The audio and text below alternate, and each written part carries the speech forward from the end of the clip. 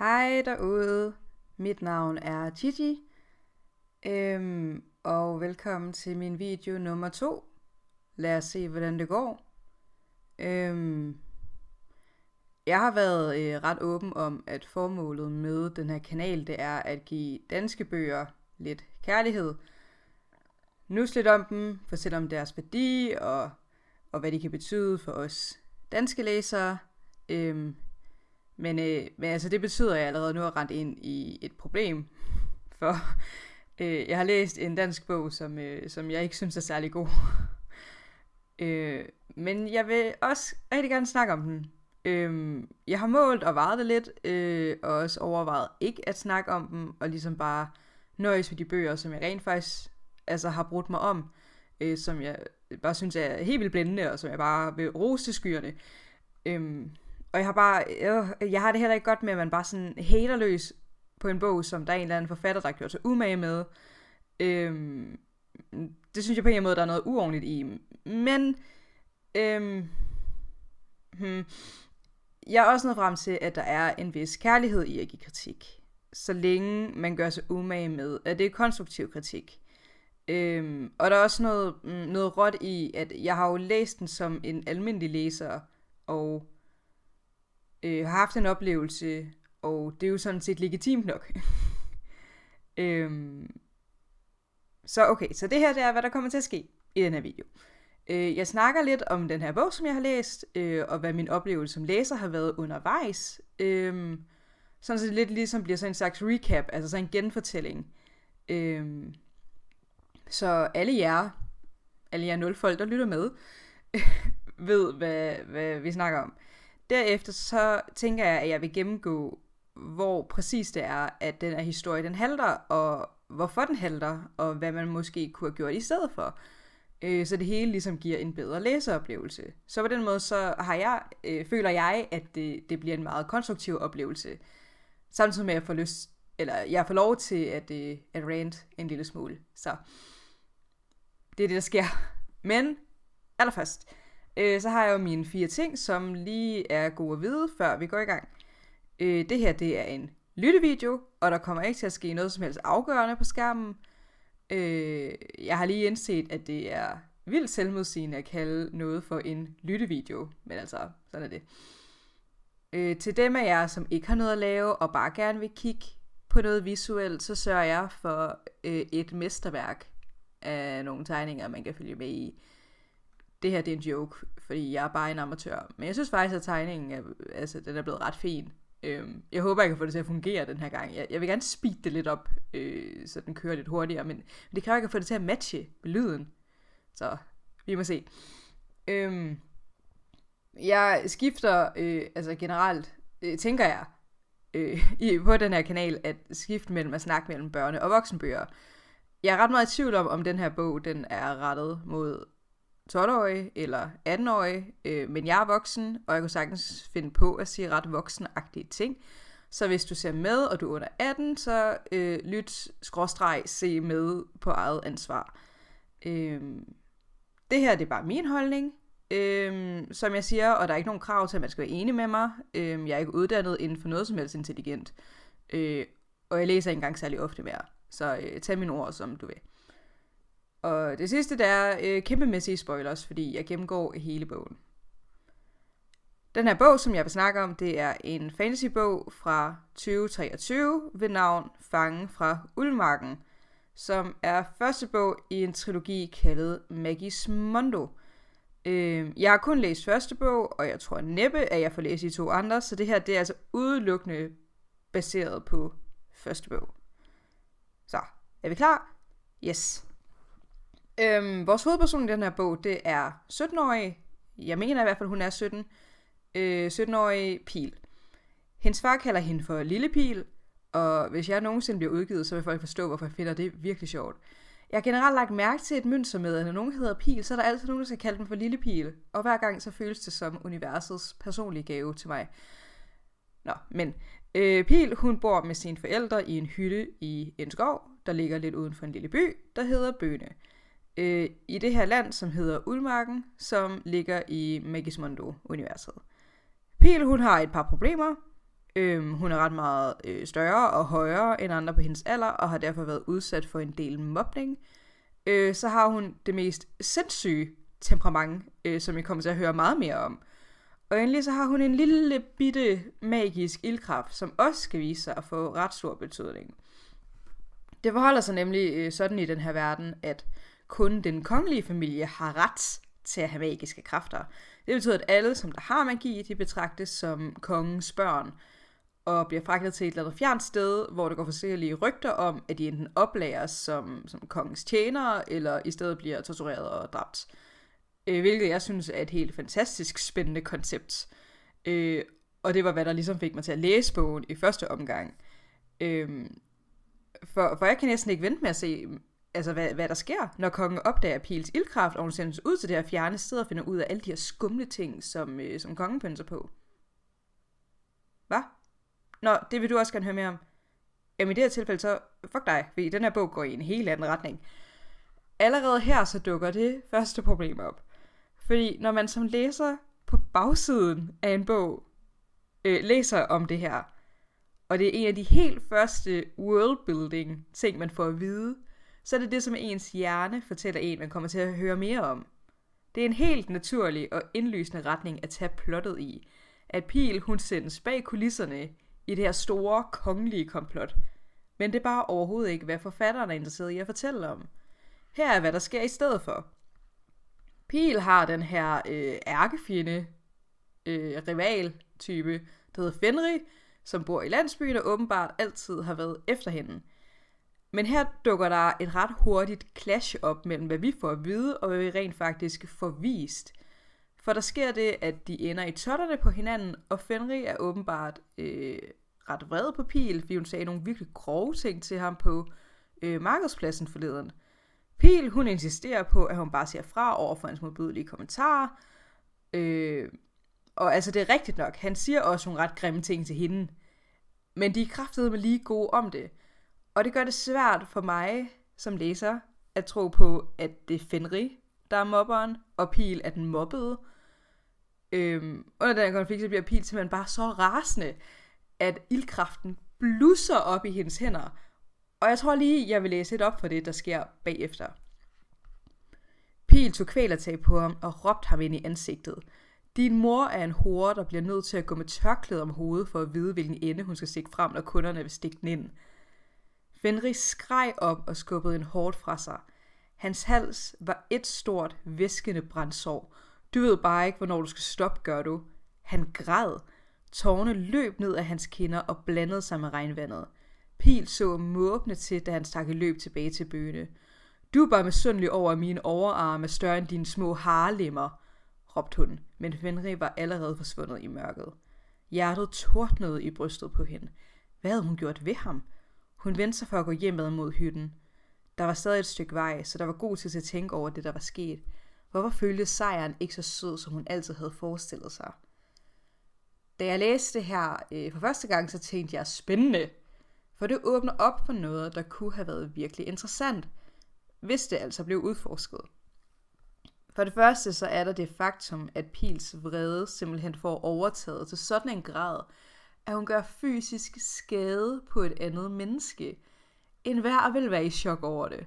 Og det åbner op for, at det måske er, hvad vi skal fokusere på i den her bog, når det handler om Pils karakter. Hun har så meget vrede, og hendes reaktion på det her, i det jeg lige har læst op, det taler måske for, at det er noget, hun skal lære at kontrollere. Noget andet, som virkelig fascinerede mig, det var Fenrirs reaktion.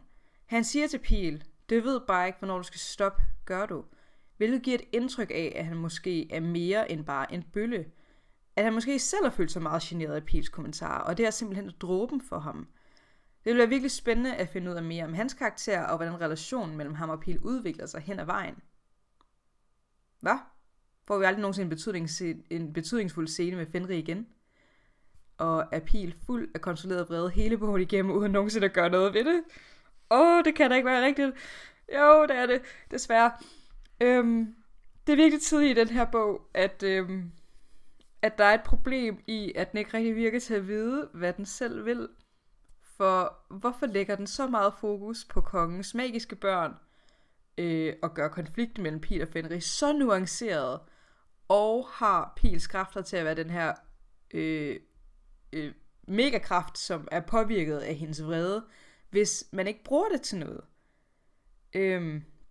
Fordi der sker ikke noget med de her ting.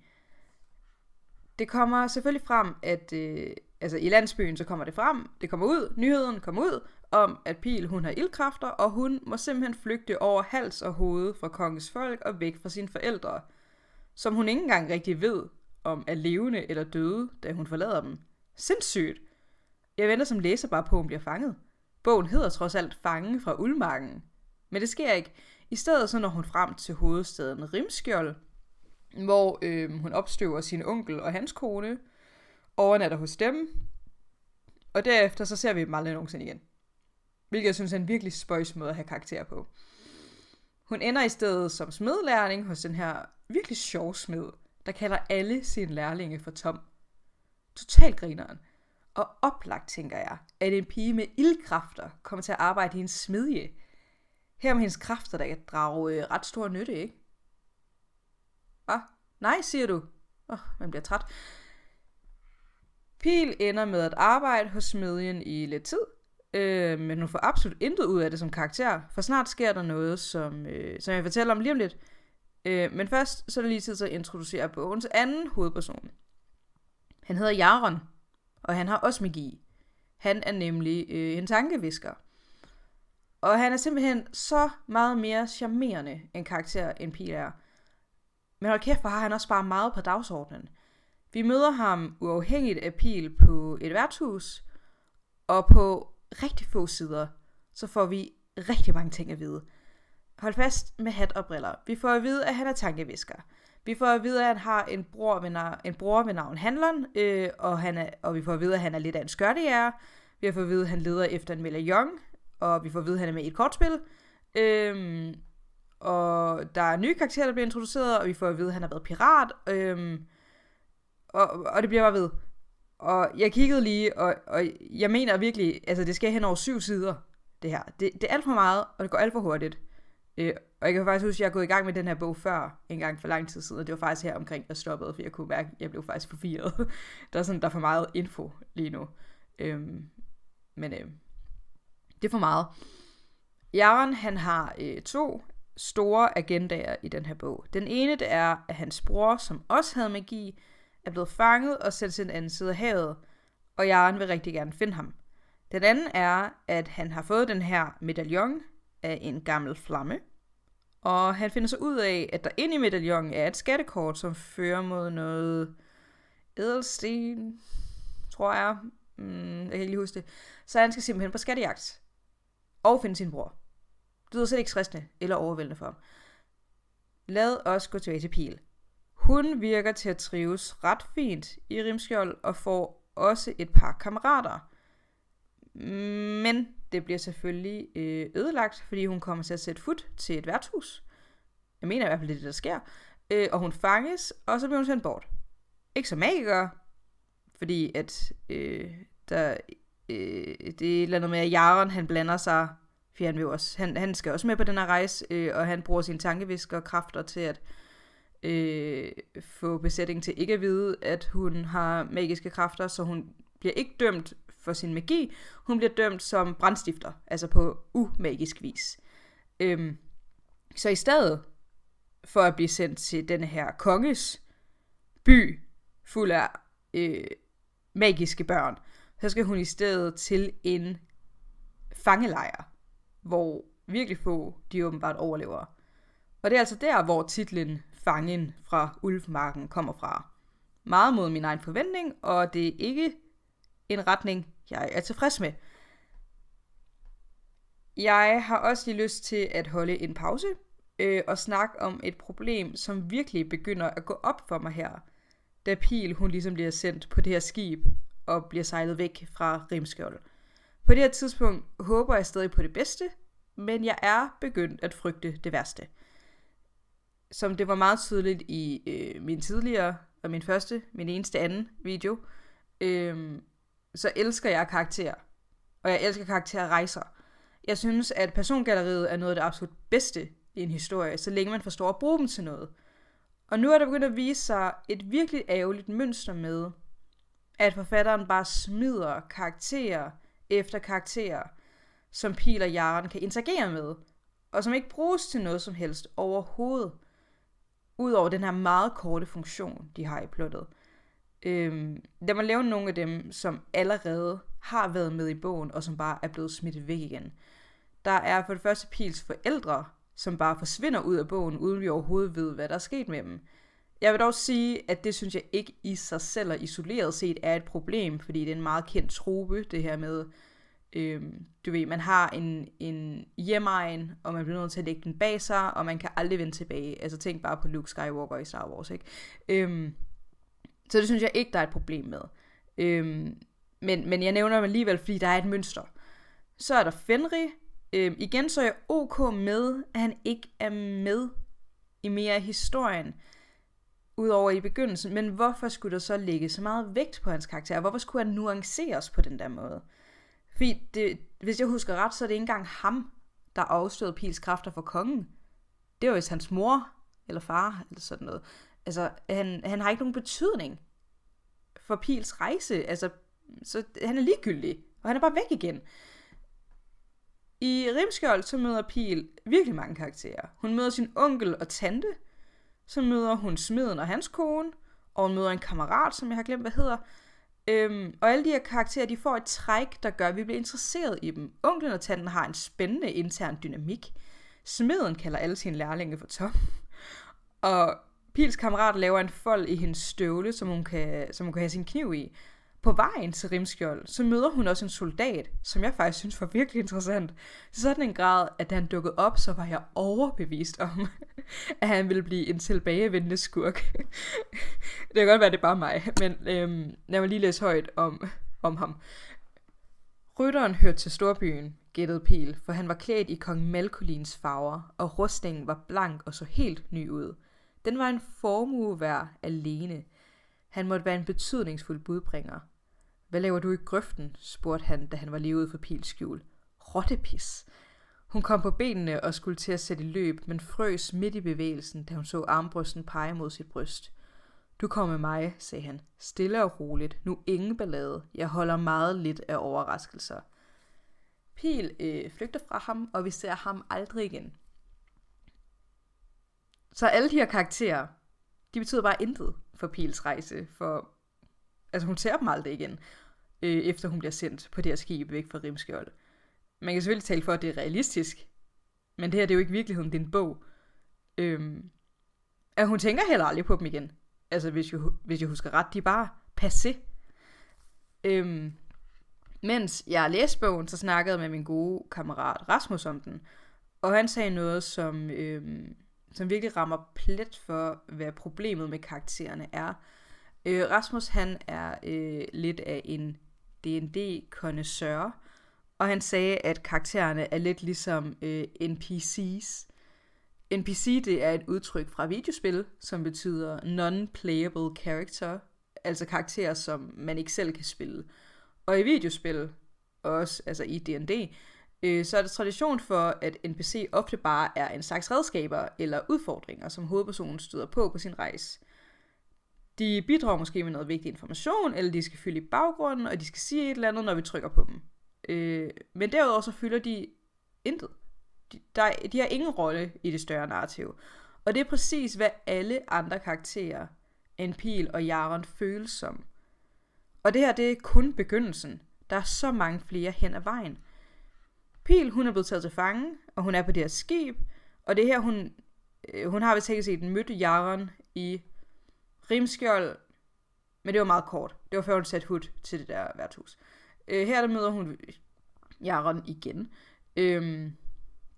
og han har ligesom brugt sin tankeviskerkraft til at få hyre, og give sig selv en hel masse gode privilegier. Godt for ham. Det er virkelig svært for mig at finde ud af, om Pihl og Jaren kan lide hinanden eller ej. For de laver vitterligt intet andet end at skændes. Og Pihl tænker så grimt om ham. Men samtidig så er der vist lidt varme i kinderne, hvis I forstår, hvad jeg mener. Men det er virkelig underligt, for det ene øjeblik kan hun være virkelig glad for at se ham, og det næste bliver hun kæmpe skadefro over, at der er et eller andet, der går galt for ham. Og ikke på den der kærlige måde. Generelt er det et kæmpe problem med Pils karakter. På mig så virker hun så usympatisk, for hun kommer i konflikt med alle, hun snakker med. Og hun er så vred. Lige nu er vi cirka halvvejs i bogen, og der er ikke blevet gjort noget som helst ved den vrede. Den er ikke engang blevet behandlet af forfatteren, som om den er et problem. Hvilket den er. 100. Altså det kan man jo læse. På skibsrejsen så følger der et nyt sæt af NPC'er, man kan forholde sig til. Pil, hun er fanget under dæk, hvor hun forsøger at undgå en voldtægtsmand. Hun virker mere vred end bange for ham, hvilket jeg synes er underligt, fordi han prøver vildt at voldtage hende. Så Jaren, han prøver at forføre en bagnæsse, som rejser med, og ærligt talt, lige nu kan jeg ikke engang huske, hvorfor han gør det. Hun fortæller ham vist ikke rigtig noget værdi, ellers så gør hun, jeg føler ikke, det har nogen betydning i det større narrativ. Og det gjorde mig mest af alt forvirret, fordi jeg troede, at Jaren, han havde et eller andet kørende med Pil. Så udover det, så er der kaptajnen, og den her kaptajn er altså blevet skrevet som at være virkelig frygtindgydende. Og han får også folk myrdet, bare for ligesom at kunne demonstrere sin egen magt. Han ville være en virkelig spændende karakter, hvis det ikke var, fordi Jaren han bare bruger sine tankekræfter omgående på at kontrollere ham. Derefter så er han ligesom bare en dukke, og udover i begyndelsen, så ser vi absolut intet rigtigt til hans brutalitet. Så. Der er udover det en hel masse besætningsmedlemmer, som Pil og Jaren snakker med, men ingen, der er vigtige overhovedet.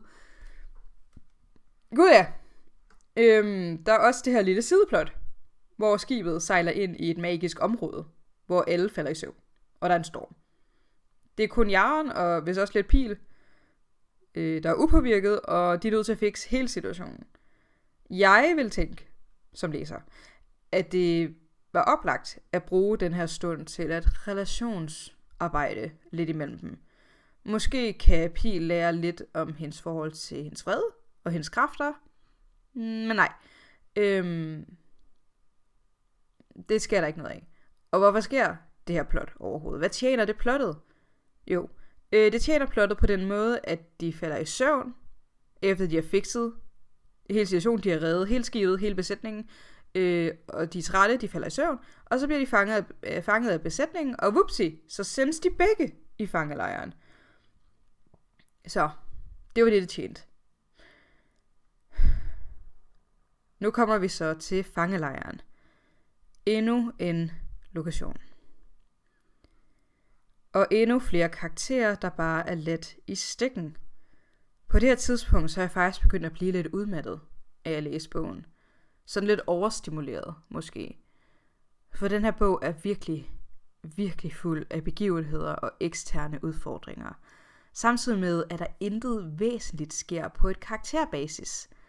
Man falder aldrig rigtig sådan til ro. Det er lidt som om forfatteren har tænkt, at en bog kun er interessant, hvis den er fuld af action fra start til slut. Nu hvor jeg tænker over, så føles det faktisk lidt som en Michael Bay-film. Fangelejren, som de føres til, den ligger i et ørkenland på den anden side af havet, som hedder Kubisa. Og åbenbart er det dronning Nerissa, som betaler for, at kongen af Uldmarken sender hende fanger. Hun arbejder vist også på at opbygge en af nådesløs hær, fordi hun godt vil angribe Uldmarken. Vi får at vide, at vi ikke kan lide hende, men vi kan vist heller ikke lide kongen Malkolin. Så jeg ved ikke helt, hvis side det er meningen, vi skal være på, hvis vi overhovedet skal være på nogen side. I fangelejren så kommer Pil til at arbejde i en smedje, og igen så tænker jeg, er det ikke oplagt, at hendes ildkræfter får en relevans? Eller at hun bruger sin erfaring fra at have været smedelærling før? Men nej, det er der absolut intet af. Og her er der en form for et show don't tell problem. For vi får fortalt, at den her fangelejr er frygtelig. Og der er nogle ganske få beskrivelser af det. Men derudover så mangler jeg faktisk at føle det. Jeg mangler ligesom, at vi går all in på at beskrive, hvor kummerlige kårene er, hvor stor dødeligheden er, hvor hårdt og redsomt og farligt arbejdet er, og hvor brutal atmosfæren er, hvor utrygt det er. Jeg har ingen som sådan fornemmelse af at have utrygt. Det virker ikke, altså det virker ærligt talt ikke meget værre end første dag på arbejde i en SFO. Der er lidt kaos, der er lidt forvirring, der er måske lidt frygt. Måske går man lige ud på badeværelset og græder, og det er så også det. Som det er lige nu, så tænker jeg, at Pihl sagtens kan overleve hele sin dom her. Jeg tror, det var 4 år. Jeg tænker, snilt, det kan hun godt. Og det hjælper bare heller ikke, at Pihl hun tager det så afslappet. Der står vitterligt på et tidspunkt, om så selveste kongen af Uldmarken var kommet, så Pihl ingen grund til at skynde sig. Undskyld mig, pigebarn, bliver du ikke tortureret, hvis du ikke når dit arbejde? Hun får endda en syngende lussing, lige inden hun tænker det her. Om jeg forstår hende. Jeg kan ikke huske præcis, hvad der sker i fangelejren. Men Pihl, hun bliver udsat for sådan en test af dronningen af Kubisa. Altså hende der Risser der. Og så bliver hun ført væk til dronningens egen personlige træningslejr, som specifikt er til for at træne folk med ildkræfter. Så endnu en gang så forlader Pihl en lokation. Et hold af ligegyldige karakterer, og den gang forlader hun kraftedet med os Jaron. Vi ser vitterligt aldrig noget til ham igen. Udover en eller anden drøm, som Pihl vist har senere. Han efterlades bare. Og der er stadig en 1/4 af bogen tilbage. Og jeg er ret sikker på, at han skal forestille at være den anden hovedperson. Altså, hvad? Noget, som jeg lige skal huske at sige, det er, at Pihls forældre ikke er hendes rigtige forældre. Hun blev afleveret til dem som lille bitte, og man aner ikke, hvor hun er fra. Det har skabt noget mystik, men derudover så er det ikke blevet brugt til noget. Men her i fangelejren, så hun kom lige på så et sidespor, fordi hun kom til lidt at angribe hendes fangevogter, og så løber hun bare væk. Sådan lidt, oh shit, fuck man, hvad gør jeg nu? Men mere på sådan en måde, som hvis nu, at man er kommet til at skabe problemer for læreren i skolen, og lige lidt er bange for at få en eftersidning. Det bliver skrevet meget chill, synes jeg. Men i hvert fald, hun flygter bare lidt væk fra den der smedje der, fordi åbenbart er der ikke bemanding på, så det kan hun bare gøre. Og der kommer hun ned til så et sted, hvor der er nogle draglignende væsener. Jeg mener, de bliver kaldt lædervinger, som hun befrier, fordi de er fanget dernede. Og de kalder hende for prinsesse, fordi hun kan tale med dem. Så de kalder hende prinsesse, og kan vide, hvad hendes sande ophav er. Det er meget svært at gætte. Pihl, hun blev ført væk fra fangelejren, og hun bliver ført hen til dronningens træningslejr, som hedder Den Røde Skorpion. Og her sker der ting, der faktisk er interessante, eller har potentialet til at være det. Det skal siges, at vi er næsten færdige med bogen på det her tidspunkt. Så det er bare så sindssygt, at det spændende først sker nu. På Den Røde Skorpion får hun en bofælle, som hun først synes er en rigtig, rigtig dum type. Men de bliver venner, og det er faktisk rigtig fint endelig at se en karakter, der viser en form for karakterudvikling. Fordi hun ender med at lave Pihl. Det er sådan med, at de kommer op og slås. Og så som sådan en slags undskyldning, så laver hun noget aftensmad til Pihl. For hun ligesom godt kan se, at hun har været tarvelig. Når jeg læser det her, så kan jeg mærke, at jeg beder til Gud om, at Pihl bliver hængende i den her træningslejr, og at hun ikke straks skal videre til det næste sted i plottet. Men det er vist for meget at håbe på. Pludselig sker der en hel masse.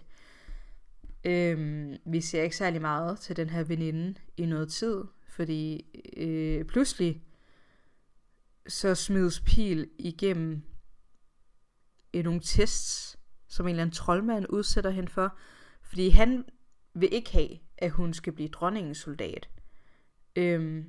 Og så lige pludselig, som et lyn fra en klar himmel, så bliver de angrebet af pirater.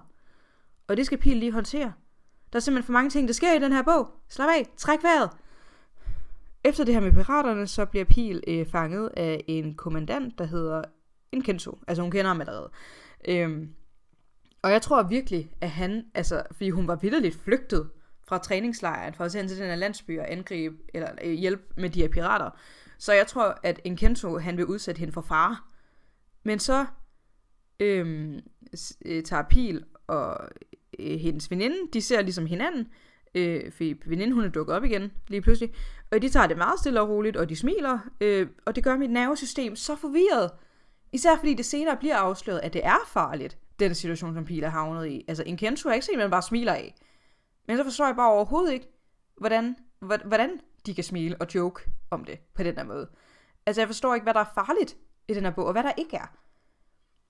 Apropos den her veninde, hun hedder Sefer, og jeg er virkelig begyndt at tænke, at Pil har en eller anden tilknytningsforstyrrelse. For jeg forstår ikke, hvad deres relation er. De skal vist forestille at være venner, men samtidig så giver Pil udtryk for, at Sefer altid er vred på hende, og Pil tænker nogle gange også bare så grimt om hende. Og de skændes, og de provokerer hinanden hele tiden. Og det er ikke på nogen, det er bare for sjov måde, hvor de griner af det lige bagefter. Det er virkelig, der er virkelig meget brutal dialog med i den her bog, mellem folk, hvor jeg ikke forstår, hvorfor at aggressionsniveauet bare er helt op og toppes hele tiden. Okay, apropos aggressionsniveau, jeg tager det lige stille og roligt. En anden ret vigtig ting, der sker hen mod slutningen, det er, at Pil, hun skal bestå en ildprøve, hvilket er det, som hun og Sefer, de træner op til. Efter hun har bestået den, så har hun en lille snak med dronning Nerissa, og Nerissa fortæller hende så, at hun har regnet ud, hvem Pil er, og hun giver hende hele hendes origin story. Pil, hun er vist kong Malcolins niece, eller sådan noget. Nerissa, hun laver en aftale med Pil om, at hun skal tjene hende som soldat i, jeg mener det er 4-5 år, og så derefter er hun fri. Så må hun gå. Så nu skal hun simpelthen afsted til dronningens palads. Der sker så det, at Pil, hun mærker, at det er virkelig vigtigt for hende at få Sefer med. Og det synes jeg, der er noget virkelig spændende i. Og meget sødt. Fordi Pil, hun står faktisk nu i slutningen af bogen i et dilemma. Fordi hun har jo pludselig mødt en, der betyder noget for hende. Samtidig med, at hun også, altså for første gang i hele sit liv, for sine evner, hele sin person, anerkendt. Altså, det ville bare være virkelig dejligt, hvis det havde fået mere fokus bogen igennem. Og med det så slutter bogen faktisk. Altså, det er det sidste, der sker, at Pil, hun rejser afsted til dronning Nerissa palads i hovedstaden, og hun er selv også sådan, fuck mig, hvad har jeg gjort? Og så er bogen slut. Jeg sidder virkelig med den her følelse af, at det ikke føles som en slutning. Den her bog kunne bare være blevet ved og ved og ved med alle de der lokationsskift. Det føles ikke som nogen afsluttet historie, og den største årsag til det er, tror jeg, at der ikke har været nogen ramme for fortællingen. Hvad er hovedfokuset? Hvad er den vigtigste ting, som Pil skulle opnå eller lære, før vi kunne kalde det en færdig fortælling? Der har ikke været noget. Der har bare været én begivenhed efter den næste. Godt. Puha. Jeg er godt klar over, at jeg har været ret hård ved den her bog. Men det er faktisk oprigtigt, hvad jeg følte, mens jeg læste den. Og jeg overdriver ikke engang, når jeg siger, at jeg har været lige så frustreret, som jeg har været overvældet af handlingen. Altså nu hvor jeg læser det op, det jeg har skrevet om bogen. Altså det er ikke nært så slemt, som det var rent faktisk at læse bogen. Forstå, at det har virkelig været meget. Jeg vil godt lige tage lidt mere stille og roligt nu, og så forsøge at forklare præcis hvornår og hvorfor ting går galt, og hvad man måske kunne have gjort i stedet for ligesom at skabe en handling, der havde været mere tilfredsstillende for en læser. Det første man kunne gøre, det er at give den her bog et ordentligt plotmæssigt fokus. Jeg må ærligt indrømme, at da Pil ankom til den røde skorpion, 3/4 del gennem bogen, så tænkte jeg, det her det er, hvad hele bogen skulle have handlet om. Altså det bedste havde selvfølgelig været, hvis bogen havde rent faktisk handlet om, at Pil blev fanget af kongens folk og opdagede, hvad kongen bruger magiske børn til, for det er, hvad handlingen ligesom sætter op helt fra start. Men siden det ikke er den retning, som bogen valgte at gå i, så vil jeg foretrække, at man simpelthen slettede den del, eller holdt den bag. Jeg kender ikke hele trilogien, så jeg ved ikke, om det bliver vigtigere senere hen. i det tilfælde, så vent med at introducere det til senere. Altså man skal ikke introducere ting, før det er vigtigt for handlingen, at de introduceres. Og introduktionen af kongens komplot mod de her magiske børn, det gav mig som læser falske forhåbninger. Og det er virkelig ærgerligt. Grunden til, at jeg godt kunne tænke mig, at Pils tid i Den Røde Skorpion fyldte mere, det er fordi, at det skaber en rigtig god ramme for hende som karakter og hendes relation til hendes ildkræfter. Hun får for det første en veninde her, hvilket hun godt nok trænger til. Især hvis hun har tilbragt en barndom meget ensom og også har været udsat for mobning. For det andet så er der den her troldmand, som ikke er særlig meget med i bogen, men som jeg faktisk synes godt kunne være spændende. Han forsøger jo at oplære hende til at bruge hendes magi mere sådan fornuftigt. Prøv sådan at finde andre sider af hendes magi frem. På den anden side så er der en Kenzo, som oplærer hende til at blive soldat. Det vil være spændende, hvis fokuset i bogen det var, at Pil hun skal lære at navigere mellem de her to sider af hendes magi. Og dermed ligesom lade det tjene som en metafor for de her to sider af hende selv. Der er en meget vred og meget voldsom side, og så er der en mere blid og følsom side, der søger meningsfulde relationer og intimitet. Og man kan oplagt opbygge hendes relation til Sefer og lade det spille ind i det her tema. Så vi bygger ordentligt op til, at Pil hun får det her dilemma helt til sidst, hvor dronningen Nerissa hun giver hende hendes tilbud. Så er der karakterarbejdet. Nu har jeg snakket meget om, hvordan jeg elsker karakterer, altså, og det skal siges, at ikke alle bøger har brug for virkelig, hvad skal man sige, altså, hvor det er karaktererne, som er i fokus, altså karakterdrevet fortællinger. Det er ikke alle bøger, der har brug for det. I den her bog, der synes jeg, det er oplagt, fordi at det er Pil, vi følger. Det er hendes rejse, det er hendes handlinger, det er hendes beslutninger, som driver plottet frem, og det gør den her bog karakterdrevet. Så her er det vigtigt, at karakterrejserne giver mening. Her er der fokus, eller her vil jeg lægge fokus på vores to hovedpersoner, først og fremmest. Jeg får lige Jaron overstået. Han er en virkelig sjov og charmerende karakter, men der foregår for meget med ham, når man tænker på, hvor lidt han faktisk bruges til. Hvis jeg skrev den her bog, havde jeg valgt, at alt det her med medaljon, det simpelthen blev fjernet. Igen, jeg ved ikke, om det er vigtigt i fremtidige bøger, at de skal ud på den her skattejagt, men så må man vente med at give ham skattekortet til senere. Og så i stedet fokusere på, at han inderligt gerne vil finde sin bror. Det er nok årsag til, at han tager over havet. Jeg tror faktisk også, det er hovedårsagen til, at han tager over havet. Den her medaljon er bare lidt sådan en, det kan vi også gøre. Han har jo hørt de her rygter om, hvad der sker med folk med magi, og det giver mening, at han ender på samme rejse som Pil. Jeg er ikke helt sikker på, hvad der er den rigtige retning for hans karakter som sådan. Det kunne godt være, at han skulle komme med til Den Røde Skorpion. Altså det føler jeg næsten nødvendigt, hvis nu vi forestiller os en anden slags bog, hvor at Den Røde Skorpion fylder meget, meget mere af plottet. Og alt det andet, det bliver skåret kraftigt ned. Så er han ligesom nødt til at være med, hvis han i hvert fald skal blive ved med at være en hovedperson. Så synes jeg derudover, det er vigtigt, at vi faktisk møder hans bror i den her bog. Enten det, eller Jaron får et eller andet at vide om hans bror. Kan I forestille jer, hvis Jaron han pludselig får at vide, at hans bror at han er død, at han er blevet dræbt herovre. Det ville jo være hjerteskærende, efter han er kommet hele den her lange vej. Og det kunne være, at det gjorde et eller andet med hans karakter. Hvad nu, hvis han altid havde været sådan en virkelig sådan positiv type, der bare, yes, jeg skal finde min bror, og det skal nok gå, og han er stærk, og han er god. Han er mit livs lys. Han er hele min styrke. Det ved jeg ikke, men du ved, sådan nogle ting. Og så får han at vide, at han er død. Og så bliver han helt sådan punkterer sig selv som karakter, og han bliver helt modløs, og han er sådan... Det der med at se en karakter, der er meget charmerende, som Jaron er, fuldstændig miste i chok og sorg.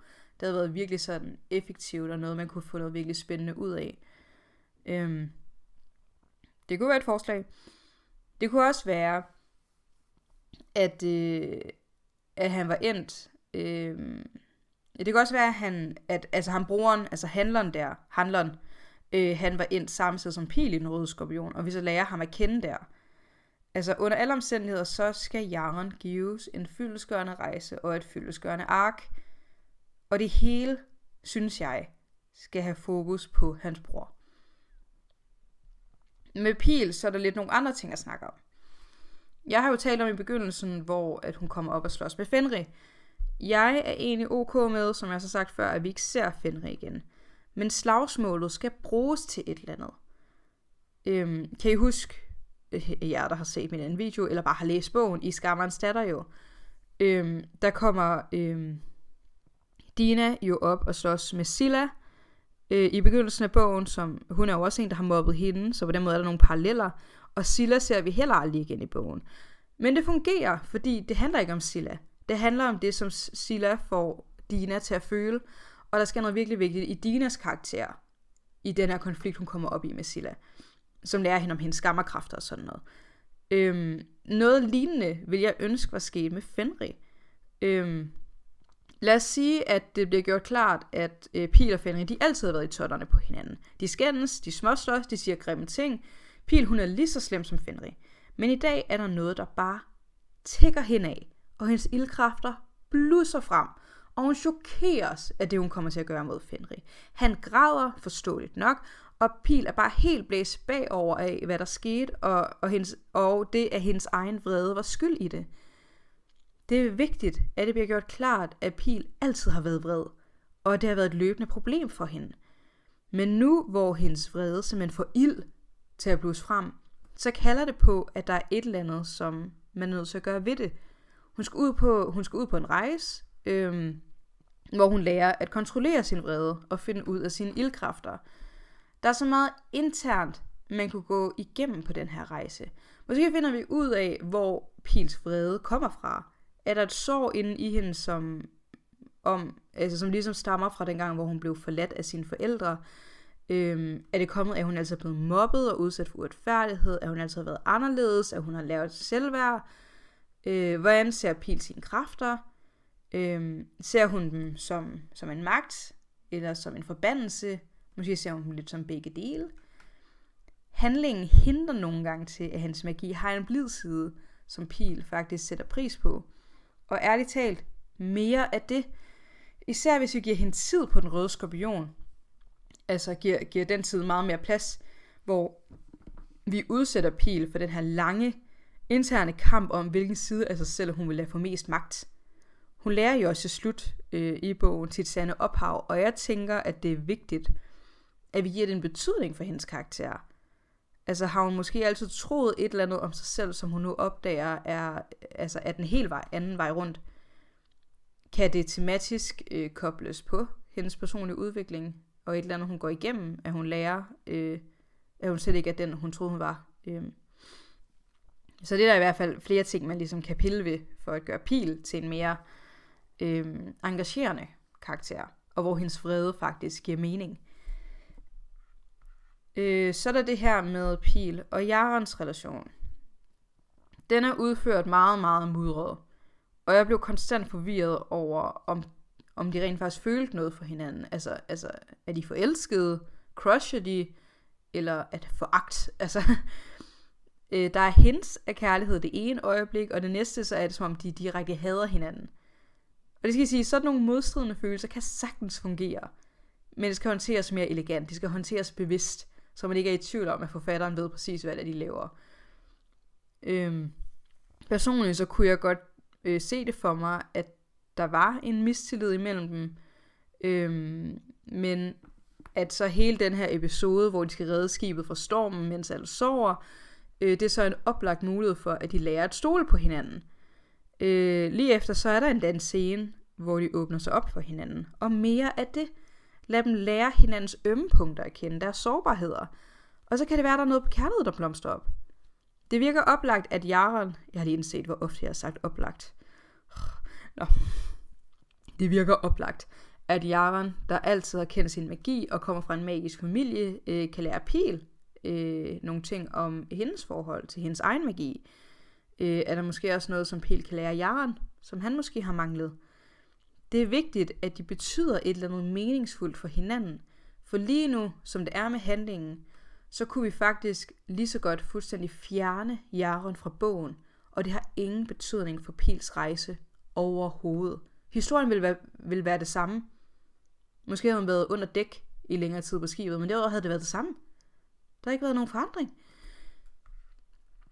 Det sidste, som jeg så vil gøre anderledes, det er at stille et eller andet op med alle de skiftende lokationer og de mange karakterer, som ingen betydning har for plottet. Det at skifte lokation ofte i en handling er ikke i sig selv et problem. Der er mange historier, der gør det, og gør det smukt. Men for at det kan fungere, så skal det enten være sådan, at karaktererne får et eller andet betydningsfuldt med sig fra hver lokation, eller at hver lokation bare er så gribende spændende, at det i sig selv er rejsen værd. Eller også, så er det sådan, at det er karakterernes interne rejse, der bærer plottet. I den her bog, så sker ingen af delene. Lokationerne betyder absolut intet for Pil, og hun lærer intet nogen steder, og hendes egne interne rejse er så godt som ikke eksisterende. Hun udsættes blot for den ene eksterne udfordring efter den anden, og til sidst, fordi der er så mange lokationer, og så mange udfordringer og hændelser, så stopper det hele med at betyde noget. Det er det samme, der sker med karaktererne. Hvis vi konstant introduceres for nye karakterer, som er der for at fylde pladsen til, eller udgøre en eller anden særlig handlingsmæssig funktion, men derefter kastes væk, som om de er ingenting, så bliver de ingenting. Jeg tænker stadig på den ridder, som Pil mødte på landevejen, og hvor brændende jeg vil have, at han skulle være en eller anden form for torn i øjet på hende hele bogen igennem. Eller smeden, der kalder hende Tom, hvor hun kunne lære en hel masse om at bruge sine ildkræfter til et fornuftigt formål. Det kunne være, at han blev en eller anden faderfigur for hende. Det er forresten en anden bog. Nej, hvad det jeg siger. Det er forresten en anden vej, som bogen kunne være gået meget effektivt. Apropos det her med fokus. Det var faktisk også det, jeg troede, da jeg først læste den. Det er, at hele bogen handler om, at Pil, hun skal finde sig selv til rette i hovedstaden. Lad hende stifte bekendtskab med Jaron her. Lad hende trives som smedlærling. Lad hende, hvilket jo vil give hende noget selvværd og noget selvtillid, at hun finder noget, hun er god til. Lad hende lære mere om sine adoptivforældre gennem onklen og tanten. Så lad dem være tilbagevendende karakterer. Og så op mod klimaks, bum, så bliver hun bustet. Måske er vores alles yndlingsridder. Og bogen slutter med, at hun og Jaron føres over havet. Det havde også været sindssygt spændende. Altså så er der selvfølgelig kun været fokus på den her ene lokation, men hold kæft, hvor kunne man have lavet meget karakterarbejde. Det er en oplagt ramme for Pils karakter også, at lade, hun kommer fra den her lille by, lad hun komme til den her store by, hvor hun kan genopfinde sig selv. Og især nu, hvor hun har opdaget nogle ting, altså med hendes ildkræfter og sådan noget, ikke? Altså, samtidig man skal undgå at blive fanget af kongens mænd, som måske leder efter hende.